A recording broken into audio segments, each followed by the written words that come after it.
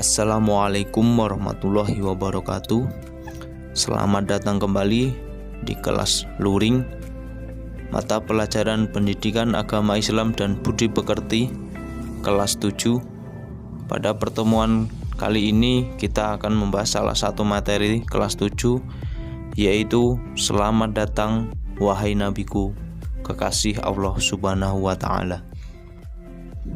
Nabi Muhammad Shallallahu Alaihi Wasallam lahir pada hari Senin 12 Rabiul Awal. Peristiwa kelahiran Nabi Muhammad Shallallahu Alaihi Wasallam juga sering disebut dengan tahun gajah, karena pada saat kelahiran Nabi Muhammad Shallallahu Alaihi Wasallam, pasukan bergajah yang dipimpin oleh Abrahah dari Yaman pada saat itu menyerang Ka'bah. Nabi Muhammad Shallallahu Alaihi Wasallam lahir dalam keadaan yatim karena ayahnya Abdullah bin Abdul Muthalib wafat saat Nabi Muhammad Shallallahu Alaihi Wasallam masih berusia 6 bulan di dalam kandungan ibunya Siti Aminah.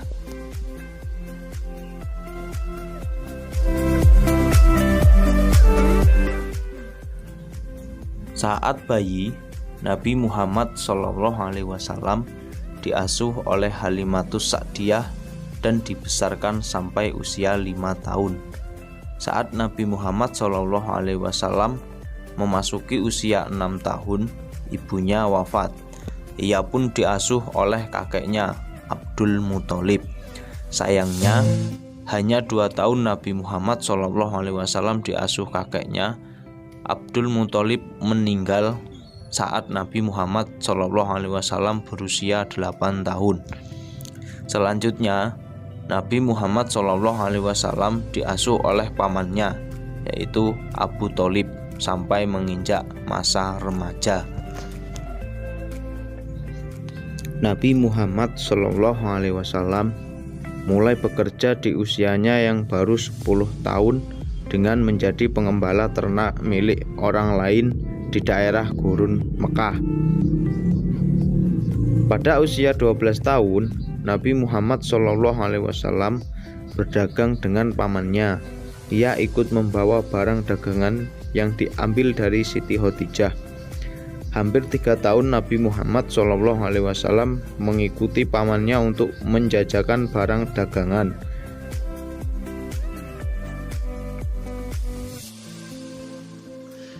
Kejujuran, perilaku amanah, santun, kesopanan berbicara, kerja keras, dan kecerdasan Nabi Muhammad SAW merebut hati setiap orang, termasuk Siti Khadijah.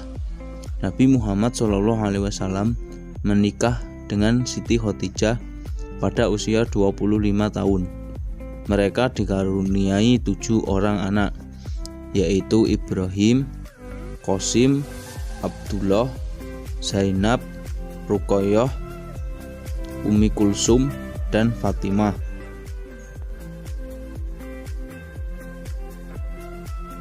Nabi Muhammad SAW merasakan keresahan atas perilaku yang dilakukan oleh masyarakat Arab yang sudah jauh dari nilai-nilai kebenaran. Kemudian Nabi Muhammad SAW melakukan uzlah atau mengasingkan diri di Gua Hira. Hal ini dilakukan oleh beliau berkali-kali dan tepat pada tanggal 17 Ramadan tahun ke-40 dari kelahirannya, Nabi didatangi malaikat Jibril dan menerima wahyu pertama, yaitu surah Al-Alaq ayat 1-5.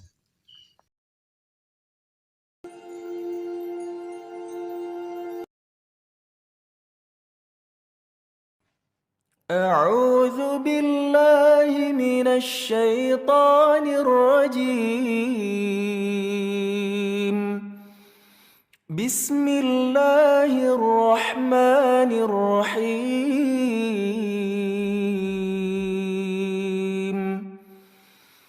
اقرأ باسم ربك الذي خلق خلق الإنسان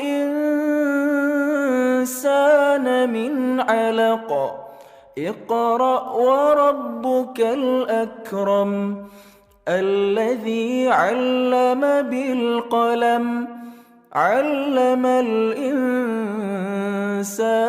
ما لم يعلم صدق الله العظيم. Wahyu pertama inilah yang menandakan bahwa Nabi Muhammad SAW dipilih dan diangkat menjadi Rasul oleh Allah Subhanahu wa Ta'ala. Setelah wahyu pertama, Jibril tidak muncul lagi untuk beberapa lama. Sementara Nabi Muhammad SAW terus menantikan wahyunya dan selalu datang ke Gua Hira.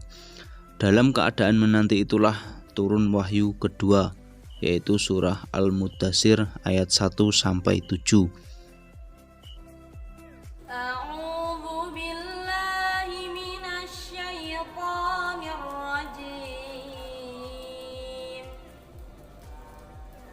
Bismillahirrahmanirrahim.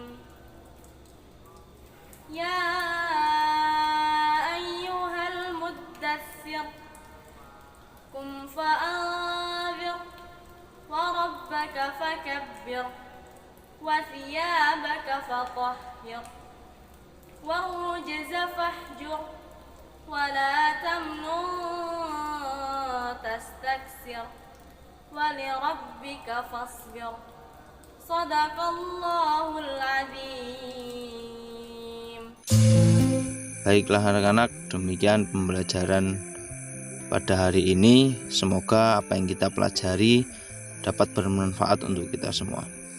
Saya akhiri, wallahul muwaffiq ila aqwamit thoriq. Assalamualaikum warahmatullahi wabarakatuh.